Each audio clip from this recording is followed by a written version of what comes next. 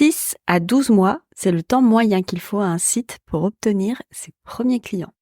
Hello, moi, c'est Émilie, développeuse web chez Whitestag, agence web. Après 5 années de e-commerce et 5 années dans le commerce, je suis devenue développeuse web avec pour mission de faciliter l'accès au web, tout en créant un outil puissant au service de ton business. Si tu cherches des conseils et des astuces orientées web et entrepreneuriat, tu es au bon endroit. Prêt pour l'épisode du jour ? C'est parti.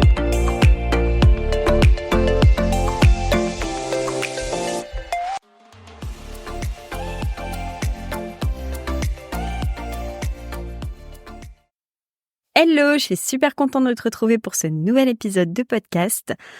Aujourd'hui, on va casser une idée préconçue. Quoique, j'ai un petit peu l'impression de te dire ça tous les 2 épisodes, à chaque fois on casse des idées préconçues, mais c'est pour la bonne cause. Et puis, il faut dire qu'il y a quand même pas mal d'idées préconçues. Bref, aujourd'hui, on casse le mythe de site web égale client immédiatement.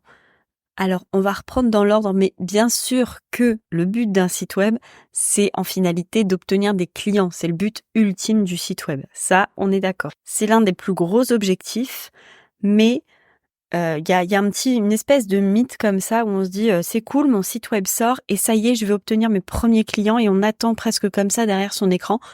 On l'a absolument tous fait, moi y compris.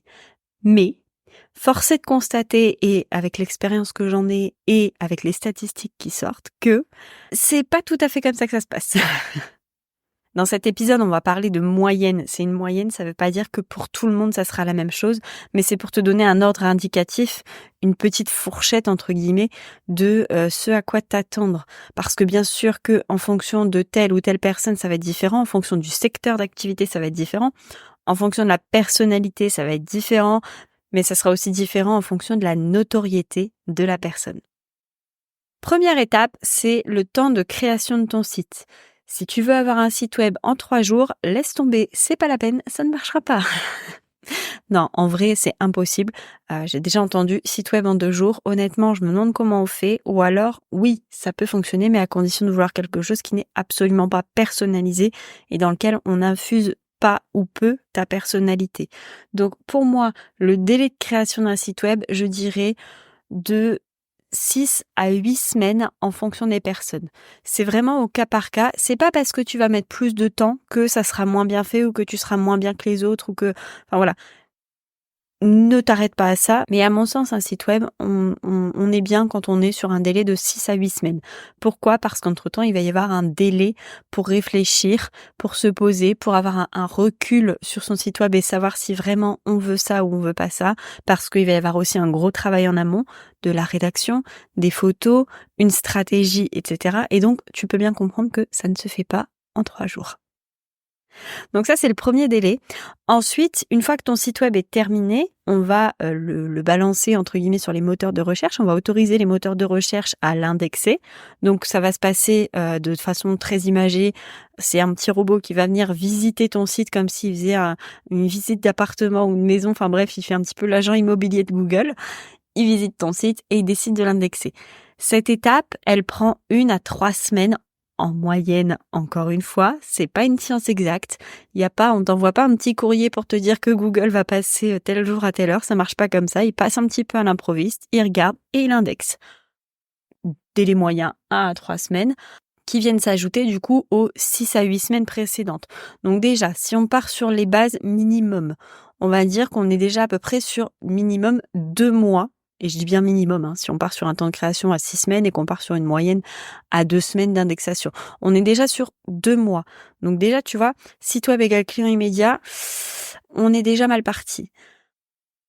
Ensuite, après cette étape, parce que oui, ça ne s'arrête pas là, il y a le positionnement, ce qu'on appelle le positionnement organique. C'est-à-dire que même si ton site est indexé par les moteurs de recherche, qu'il apparaît si on le recherche, ça ne veut pas dire qu'il va se positionner tout de suite bien dans les pages.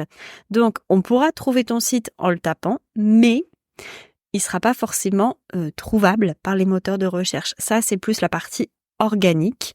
Donc, c'est plutôt basé, on va pas rentrer dans les détails, mais sur la construction de ton site, sur les balises qui sont utilisées, sur les images qui sont utilisées. La vitesse de chargement aussi est prise en compte et bien sûr toute la ligne éditoriale, donc les mots-clés, tout ce qui est la partie rédaction web à proprement parler. Et pour cette étape, on vient rajouter 3 à 6 mois pour positionner ton site dans les résultats de recherche. Donc, si on fait le calcul, les 2 mois de conception approximativement, on va peut-être pas les compter parce qu'ils sont en amont et que généralement à cette période-là, tu t'attends pas trop à ce que ton site web vienne t'obtenir des clients. Ensuite, on compte 1 à 2 semaines déjà d'indexation. Donc déjà, on n'est pas immédiatement, mais en plus à côté de ça, on vient rajouter jusqu'à 6 mois de plus. Donc oui, avoir un site, il faut être patient pour obtenir ses premiers clients. Et ça, c'est si on a tout bien fait, toutes les étapes, c'est-à-dire avoir un bon référencement SEO, donc avoir une bonne conception de site, avoir des bonnes rédactions, enfin avoir vraiment des bonnes bases sur ton site. Parce que bien sûr, si les bases ne sont pas bonnes, ça prendra encore plus de temps. Là, on se base sur le fait qu'on fait un travail correct, c'est-à-dire qu'on fait les choses bien. Bien sûr, tout ça, c'est pas forcément systématique. Il y a des gens qui vont convertir beaucoup plus vite. Si je te prends l'exemple d'une personne qui a déjà une chaîne YouTube qui est très populaire, qui est très, très présente, dans ces cas-là, cette personne-là, bien évidemment que son site, dès le premier jour, il va vendre. Ça, c'est sûr et certain. Enfin, c'est à 99% sûr. Maintenant, malheureusement, t'es pas forcément une personne très célèbre sur YouTube avec des centaines de milliers d'abonnés ou même des dizaines de milliers d'abonnés. Et donc, il va falloir passer par des chemins de traverse un petit peu différents pour donner de la crédibilité à ton site et pour le transformer en aimant un client. Parce que c'est ça, le but ultime de ton site, c'est pas juste là pour faire joli. Enfin, j'espère. Même s'il est très beau, j'espère que c'est pas le seul but que tu lui donnes. Alors si en ce moment même tu es en cours de création d'entreprise ou que tu te dis que tu vas créer ton site parce que ça va te rapporter immédiatement des clients, j'ai envie de te dire, reprends bien toutes les statistiques et vois si pour toi ça vaut le coup ou alors si justement tu repousses en te disant je le ferai plus tard parce que j'ai pas le budget, dis-toi que ce que tu investis maintenant, c'est ce qui va te permettre de le récupérer mais sur un plus long terme, ça sera pas immédiat. Alors voilà pour cet épisode dans lequel finalement je te fais pas forcément la promo du site, mais j'avais envie de casser une idée reçue parce que j'aime pas cette idée de voir les gens se dire bah ouais, si je crée mon site maintenant, ça va me rapporter des clients là tout de suite. Non, c'est pas ce qui va te rapporter tout de suite des clients. Ça va t'en apporter, mais pas demain. Il y a peu de chance en tout cas. On peut pas promettre, et même quand je te dis 6 à 12 mois, on peut pas, c'est pas une promesse absolue. Il y a plein d'autres alternatives à tout ça. Et donc, si on récapitule les coups de pouce que tu peux donner éventuellement à ton site web, déjà en premier, je citerai les réseaux sociaux, Instagram, Facebook, TikTok, LinkedIn. Enfin bref, en fonction de ta cible, le réseau social sur lequel elle est plus présente et sur lequel tu as une plus grosse communauté. Ensuite, je viendrai sur les canaux de communication comme les podcasts, les newsletters qui sont des formats un petit peu plus intimistes, un petit peu moins grand public, on va dire pour l'instant, même si c'est en passe de le devenir.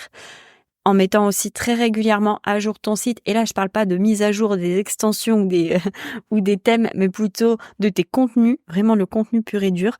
Essaye d'ajouter des articles de blog pour faire gagner encore un peu plus en référencement. Et puis, un grand oublié de tout ça, et qui pour moi devrait même aller de pair avec le site web, c'est la fiche Google My Business. J'ai envie de te dire, on cherche un professionnel avec une bonne fiche Google My Business bien rédigée et assez complète dans laquelle on intègre le lien vers ton site. J'ai envie de te dire, c'est un combo vraiment idéal, quoi. Je pourrais pousser tout ça vraiment dans un épisode encore plus complet et ce sera certainement l'objet d'un de mes prochains épisodes, mais vraiment, ne te limite pas à te dire c'est bon, j'ai mon site, maintenant il va travailler tout seul. Il va falloir l'aider au début. Il faut vraiment pas laisser ton site dans les cartons en pensant que ça va se faire tout seul et il faut vraiment l'impliquer dans ta stratégie de communication. Voilà pour ce petit épisode dans lequel je viens de casser une nouvelle idée préconçue sur les sites web. Nous, on se retrouve dans 15 jours pour un nouvel épisode. En attendant, et comme à chaque fois, je te souhaite une très belle soirée, une très belle nuit, un très beau week-end, une très belle semaine. Bref, peu importe quand tu écoutes cet épisode et je te dis à tout bientôt.